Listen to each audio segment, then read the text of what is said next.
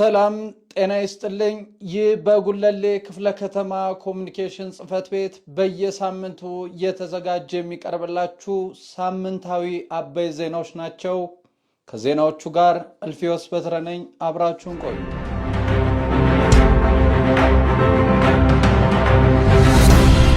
ህብረተሰቡን በማስተባበርና ያለውን የአካባቢ አቅም በመጠቀም ለነዋሪዎች ምቹ የሆነ ሞዴል ብሎክ መፍጠር እንደሚገባ ተገለጸ።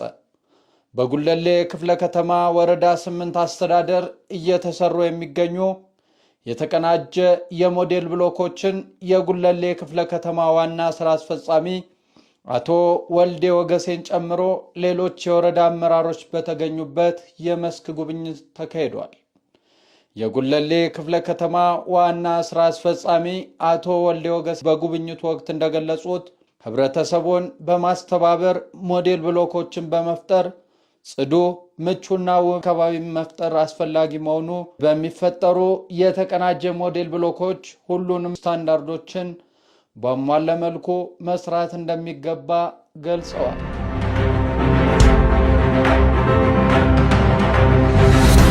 የሰንበት ገበያ ተደራሽነትን፣ የኑሮ ውድነትን ለመከላከል ሚናቸው የጎላ መሆኑ ተገለጸ። የጉለሌ ክፍለ ከተማ ንግድ ጽህፈት ቤት በቅዳሜና እሁድ ገበያ ስታንዳርድ ማስጠበቅ በሚቻልበት ሁኔታ ከአቅራቢ ነጋዴዎች ጋር የውይይት መድረክ አካሂዷል።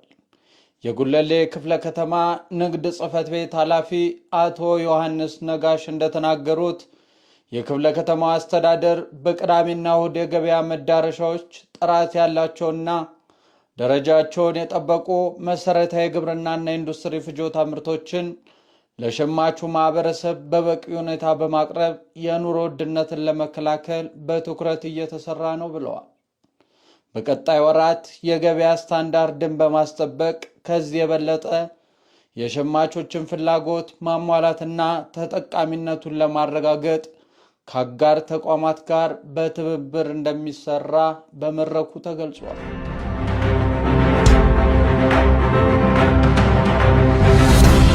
የምግብ ዋስትናን ለማረጋገጥ ህብረተሰቡ የከተማ ግብርናና ሌማት ትሩፋት ስራዎችን አጠናክሮ መስራት እንዳለበት ተገለጸ።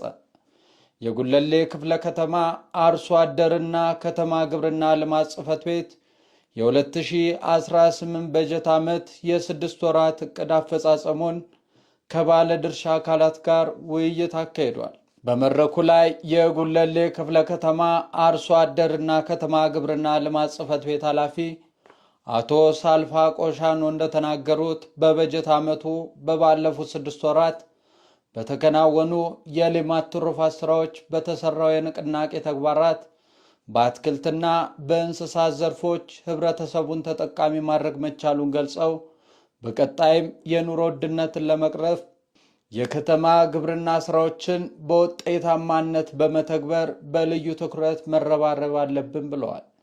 በከተማ ግብርና ስራዎች ተሰማርተው ተጠቃሚ መሆናቸውን ያነሱት የውይይት ተሳታፊዎች በቀጣይ የልማት ትሩፋትን ለማስፋፋት መንግስት የሚያደርገውን ግብዓቶች አጠናክሮ በመቀጠል የተሻለ ውጤት ማምጣት ይኖርብናል ብለዋል።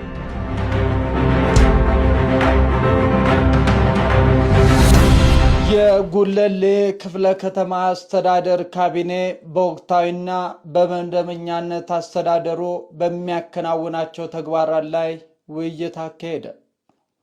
የክፍለ ከተማ አስተዳደር ካቢኔ በአስተዳደሩ እየተሰሩ ያሉና ውሳኔ በሚያስፈልጋቸው ዋና ዋና አጀንዳዎች ላይ ውይይት አካሂዷል። አስተዳደሩ በ2018 በጀት ዓመት በክፍለ ከተማው የተያዙ ፕሮጀክቶች አፈጻጸም፣ ሌሎች የአስተዳደሩን ስራዎች ለማስፈጸም የሚያስፈልጉ ወጪዎች እና በሌሎች አጀንዳ ዙሪያ ውይይት አድርጓል።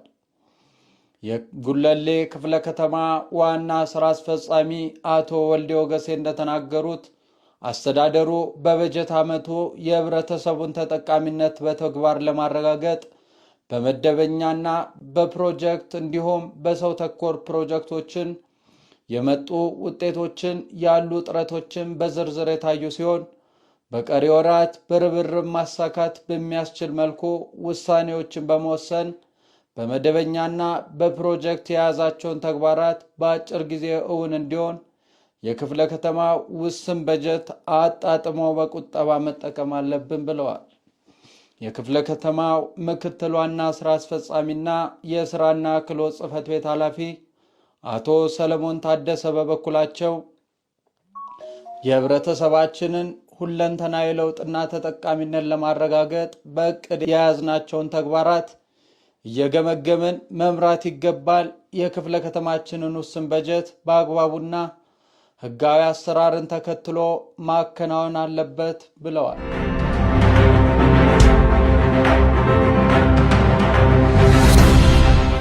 ለሁለተኛ ጊዜ በተካሄደው ከተማ አቀፍ የተማሪዎች ስፖርት ሊግና የመምህራን ስፖርታዊ ውድድሮች የጉለሌ ክፍለ ከተማ ትምህርት ጽሕፈት ቤት በአንደኛ ደረጃ አጠናቀቀ።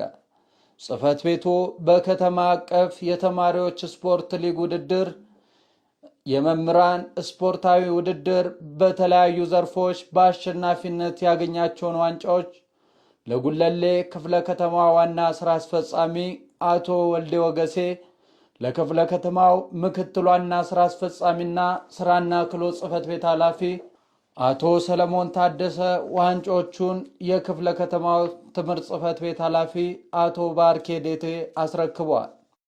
የጉለሌ ክፍለ ከተማ ዋና ስራ አስፈጻሚ አቶ ወልዴ ወገሴ እንደተናገሩት በከተማችን የተካሄደው የተማሪዎች ስፖርት ሊግ የመምህራን ውድድር ሁለንተናዊ ስብዕናው የተገነባ ትውልድ ከመፍጠር ባሻገር ተተኪ ስፖርተኞችን ለማፍራት የሚያስችል መርሃ ግብር መሆኑን ጠቁመው ትምህርት ቤቶች የታዳጊ ስፖርቶች መገኛ እንደመሆናቸው ክፍለ ከተማችን በውድድሩ አንደኛ ሆኖ ውድድሩን በማጠናቀቁ ደስታቸውን ገልጸው ይህ ውጤት እንዲመጣ ላደረጉ በየደረጃው የሚገኙ የትምህርት ዘርፉ አመራሮች፣ መምህራንና ተማሪዎች ምስጋና አቅርበው አስተዳደሩ በቀጣይም ለትምህርት ዘርፉ የጀመረውን ድጋፍ አጠናክሮ ይቀጥላል ብለዋል።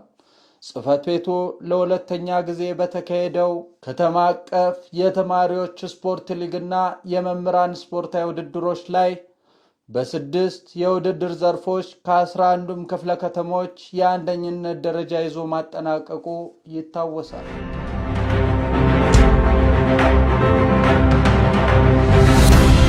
የተቀናጀ ሞዴል ብሎክና የሰራተኛ ካፌ ግንባታ ኢኒሼቲቭ ስራዎች ያሉበትን ደረጃ የክፍለ ከተማው ምክትል ዋና ስራ አስፈጻሚና የስራና ክህሎት ጽሕፈት ቤት ኃላፊ አቶ ሰለሞን ታደሰ፣ የክፍለ ከተማ ደጋፊ አመራሮች፣ የወረዳ አመራሮች በተገኙበት ምልከታ ተደረገ።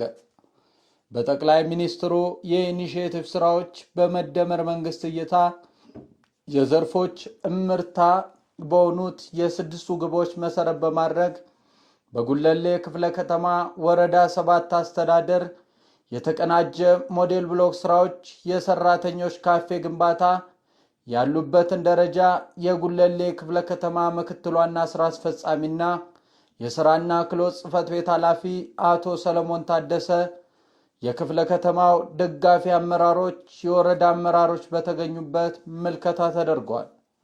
በምልከታው ላይ አቶ ሰለሞን እንደገለጹት የነዋሪውን ኑሮና የሚያሻሽሉና ተጠቃሚነቱን የሚያረጋግጡ የኢኒሼቲቭ ስራዎች የሆኑ የተቀናጀ ሞዴል ብሎክ ፈጠራዎችን በማጠናከር በጥራትና በተቀናጀ ጊዜ ማጠናቀቅ እንደሚገባ ገልጸዋል።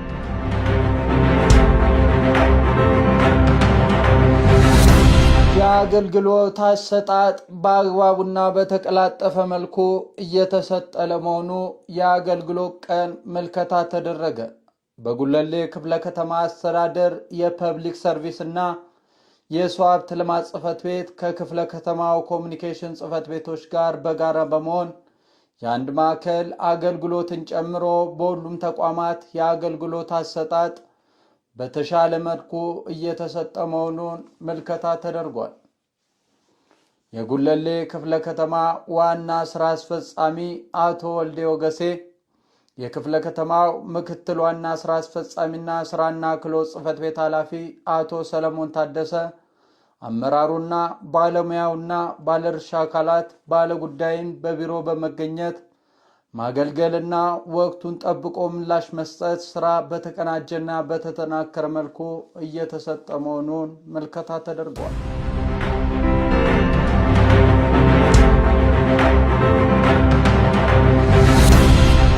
ሳምንታዊ አበይት ዜናዎች ይህን ይመስላሉ።